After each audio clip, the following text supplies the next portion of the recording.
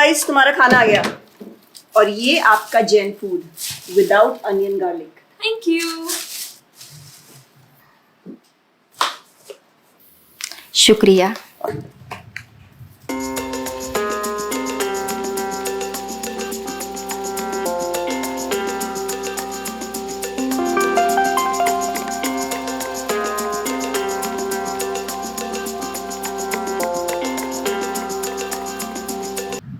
Sorry guys,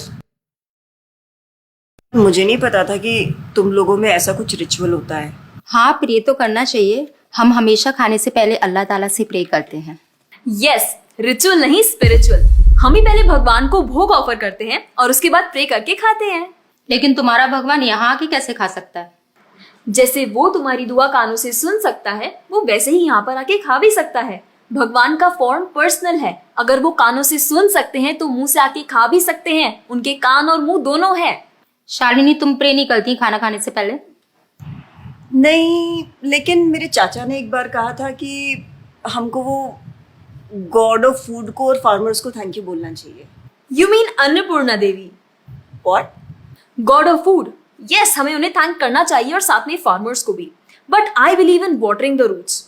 देखो, हम हमेशा क्रिएशन को तो अप्रिशिएट करते ही हैं, लेकिन हम क्रिएटर को ना अप्रिशिएट करना भूल जाते हैं। अभी सोचो, पानी ना हो, हवा ना हो, उपजाऊ मिट्टी या धरती माँ ना हो, तो फार्मर क्या कर लेगा?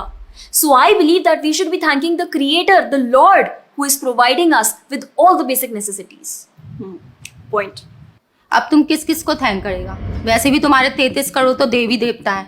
बताओ, किस किस को थैंक करेगा तुम? और शांडी, तुम बताओ, तुम किस गॉड को मानता है? मैं ऐसे किसी गॉड को नहीं मानती, लेकिन I think Shiva is a big god. See, I am very sorry, but आपने अपने वो बड़े भगवान का स्टोरी तो सुना होगा ना, जहां वो अपनी मरी हुई वाइफ को शोल्डर पर लेकर पूरे इंडिया का चक्कर लगा रहा है। अब तुम मुझे बताओ, जो गॉड अपनी वाइफ के मरने पे ऐसे कॉमन मैन की तरह रोता है, वो गॉड हो सकता है क्या? अच्छा, may be, I don't know much about this story, but he is very famous and north में तो राम जी भी बहुत फेमस है ना। उनका स्टोरी तो तुमको पता होगा ना, सबको पता है। उनकी वाइफ को रावण ले गया था। हाँ, पता है। अब तुम मुझे बताओ, वो गॉड है? वो अपनी वाइफ को भी अकेला नहीं बचा के ला सकता। उसको अपनी वाइफ को बचाने के लिए भी वानर सेना की हेल्प चाहिए, और उस वानरों को भी तुम पूछता है। I am sorry. और गीता, तुम कृष्ण को मानती हो, और वो तो हर लड़की के साथ रासलीला करते रहते थे। ऐसा कैसा कैरेक्टर है गॉड का जिसे हर लड़की से प्यार हो जाता है? और वो खुद डर के अपना जन्मस्थान छोड़कर चले गए थे। गॉड को कभी डर लगता है क्या? और जिसे खुद डर लग रहा है, वो तुम लोगों की हेल्प कैसे करेगा? शिट यार, this is so complicated and confusing. It is confusing because you are following the wrong path. It is very beautiful and sacred. I will show you the right path. Enough, Asifa. I know what you're trying to do. And Shalini, कुछ भी confusing नहीं है। You know what the problem is कि तुझे पता ही नहीं है, क्योंकि तूने आज तक शास्त्र ही नहीं पढ़े हैं। तो पता कैसे चलेगा कि क्या सही है और क्या गलत? जन्म कर्म च मे दिव्यम एवं योवेति तत्वतः त्यक्त्वा देहम पुनर्जन्म नैति मामेति सो अर्जुना। भगवान की लीलाओं को समझना इतना आसान नहीं है। उसके लिए शास्त्रों का अध्ययन करना पड़ता है, और वो भी एक प्रामाणिक गुरु के अंडर रह के, उनकी शरण लेके। अब अगर तुमने शास्त्र पढ़े होते तो तुमको ये पता होता कि शिव जी ने जो इमोशंस उसमें दिखाए थे वो शोक नहीं, विरह था। विरह विरह दोनों सेम नहीं होते क्या? Let's start from the basics. शोक इज मटेरियल एंड विरह इज स्पिरिचुअल। शोक ना दुख की अनुभूति कराता है, whereas जो विरह है उसमें जो सेपरेशन की फीलिंग होती है ना, वो सुख का अनुभव कराती है। भगवान भगवत गीता में ना शोक करने वाले व्यक्ति को मूर्ख बताते हैं। गतासुन अगतासुंश्च नानुशोचन्ति Pandita. A wise man never laments for the living nor for the dead. Bhagavad Gita chapter 2 text 11।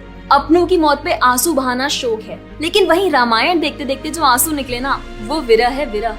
और ऐसे विरह से हमारा भगवान के प्रति प्रेम बढ़ता है। तो जिस तरह से शिव जी ने विरह को दिखाया था, उसी तरह राम जी भी सीता मैया के जाने के बाद विरह में भटकते हुए रो रहे थे। और यही नहीं, सीता देवी इतनी प्योर है ना कि उन्हें राम जी के अलावा कोई टच भी नहीं कर सकता था। रावण जिनको लेके गया था वो छाया सीता देवी थी। असली सीता देवी तो अग्नि में समा गई थी और वो अग्नि परीक्षा के वक्त बाहर आई थी। और आसिफा, तू क्या बोल रही थी? भगवान राम को अपनी पत्नी को बचाने के लिए वानरों की मदद लेनी पड़ी थी। I mean God is all powerful, right? हाँ, आई मीन वो अकेले भी तो मार सकते थे ना। यार शालिनी, अगर तूने कभी रामायण पढ़ी होती तो तुझे पता होता जब खर और दूषण आए थे अपने 15,000 ऐसे दानवों के साथ जो इंसान को खा जाते थे, उन सब के साथ राम जी ने अकेले बिना किसी की हेल्प के उन सब के चिथड़े उड़ा दिए थे। अब ऐसे राम के लिए रावण को मारना मुश्किल है क्या? हाँ, लेकिन बाद में वानरों की हेल्प क्यों ली? उनको अपनी सेवा में लगाने के लिए, उनकी ग्लोरीज बढ़ाने के लिए। अरे उन्होंने तो एक छोटी सी गिलहरी तक को अपनी सेवा में लगा लिया था। What? कभी पढ़ा हो तो पता हो ना। खैर, और हम हनुमान जी की पूजा इसीलिए करते हैं क्योंकि भगवान तक पहुंचने का रास्ता उनके भक्तों की सेवा है। जब भगवान देखते हैं कि मेरे भक्तों का गुणगान हो रहा है या कोई सेवा कर रहा है तो वो बहुत खुश होते हैं। जैसे मैं तेरी मॉम के सामने अगर तेरी तारीफ करूं तो वो खुश होती है ना। पॉइंट। इसी तरह भगवान हमसे खुश होते हैं जब हम उनके भक्तों की सेवा करते हैं, पूजा करते हैं। और रही बात 33 करोड़ देवी देवता की, आसिफा तू मुझे ये बता, what is your favourite genre in movies? Psychological thriller. और शालिनी तेरी? Romantic and comedy. एग्जैक्टली। जैसे हर किसी का अपने नेचर के अकॉर्डिंग फेवरेट जॉनर होता है, वैसे ही भगवान ने हर किसी के नेचर के अकॉर्डिंग व्यक्ति के लिए उसके नेचर के अनुसार वेद और पुराण दिए हैं। और उन्हीं पुराणों को फॉलो करके लोग अपनी देवी देवता की तरफ अट्रैक्ट होते हैं। और ये सभी देवी देवता भगवान की ही सेवा कर रहे हैं। जैसे रोशनी के देवता सूर्यदेव, हवा के देवता वायुदेव, बारिश के देवता इंद्रदेव। जैसे एक सरकार चलाने के लिए इतनी सारी पोजीशंस होती हैं, वैसे ही इस पूरे ब्रह्मांड को चलाने के लिए अलग अलग देवी देवताओं की जरूरत पड़ती है। तो मतलब वो अपनी पोजीशन का मिसयूज करेंगे, किसी भी लड़की के साथ कुछ भी करेंगे, रास लीला करेंगे। Stop it Asifa, now you are crossing the line. तुझे पता ही क्या है कृष्ण के बारे में? जो लोग बोलते हैं कि कृष्ण करे तो रास लीला है, हम करे तो कैरेक्टर ढीला है, उनको बोलो पहले भागवतम पढ़ लें। ठीक रास लीला से पहले भगवान ने गोवर्धन उठाया था। उनको बोलो पहले जाके गोवर्धन पर्वत उठाए। पैदा होते ही पूतना को मारा था, बच्चे से एक मच्छर नहीं मारा जाता। When he was crawling, मुख में ब्रह्मांड दिखा दिया था। तू अपने मुंह में अपना ये हॉस्टल ही दिखा दे आसिफा। क्या तुम जानते हो द्वारका में भगवान श्री कृष्ण की 16,108 रानियां थी और सबके अलग अलग महल थे और हर एक महल में श्री कृष्ण सबके साथ होते थे एक ही समय पर। रोज सारी रानियां कृष्ण से खुश थीं और उन सब की जरूरतें कृष्णा पूरी करते थे। क्या किसी नॉर्मल से इंसान के लिए ये सब संभव है? आज के टाइम पे तो एक ही नहीं संभलती, लेकिन उस टाइम सारी रानियां एक दूसरे के साथ खुश थीं और उन्हें खुश कृष्ण रखते थे। क्यों? क्योंकि वो भगवान है।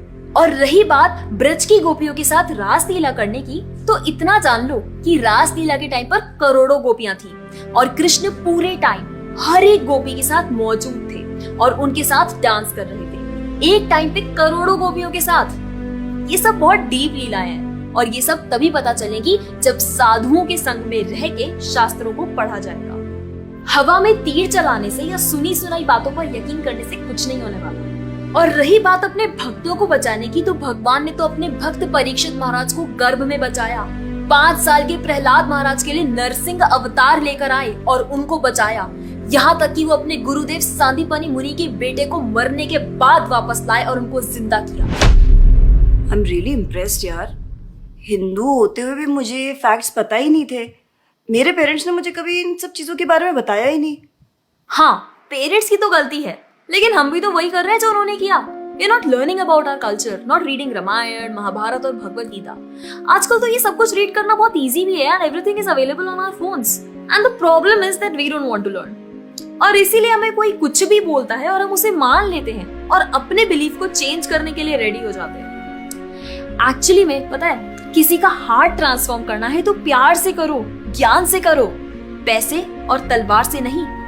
और अब बारी आपकी है। अगर आप भी चाहते हैं कि कोई एड़ा गेड़ा नत्थु गेड़ा अगर आपको कुछ भी ना बोल जाए, आपका बेवकूफ ना बनाए, तो जाइए और अपने कल्चर के बारे में जानिए, ग्रंथ पढ़िए और अपने बच्चों को भी पढ़ाइए। और अगर आप खुद एक बच्चे हैं तो अपना समय यहाँ बर्बाद मत करें। ये वीडियो खत्म हो गया है, जाइए भगवत गीता पढ़िए, थोड़ा पढ़ाई वढ़ाई करिए, भक्त बनिए और फोन चलाना बंद करो। जब देखो मोबाइल में लगे रहते हो। Jokes apart. I think you got the message. तो जितना हो सके अपने ग्रंथ पढ़िए, कल्चर को जानिए और जाकर इस वीडियो को जितना हो सके उतना शेयर करिए ताकि कोई और लड़का या लड़की इस केरला स्टोरी का शिकार ना बने।